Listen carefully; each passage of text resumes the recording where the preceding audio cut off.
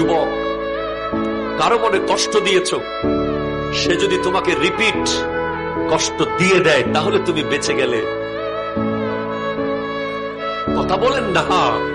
কাউকে জুলুম করেছ, থাপ্পড় মেরেছ অন্যায় ভাবে, সে তোমাকে রিপিট থাপ্পড় দিয়েছে, অনেকটা বেঁচে গেছো তুমি।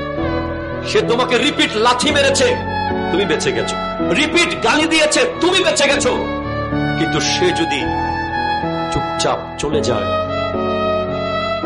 থাপ্পড় খেয়ে যদি চলে যায়, গালি খেয়ে যদি চলে যায়, যদি চুপচাপ মসজিদের জায়নামাজে এসে বসে আর যদি বলে আল্লাহ সবাই ছেড়ে দিলেন, তুমি তো আছো,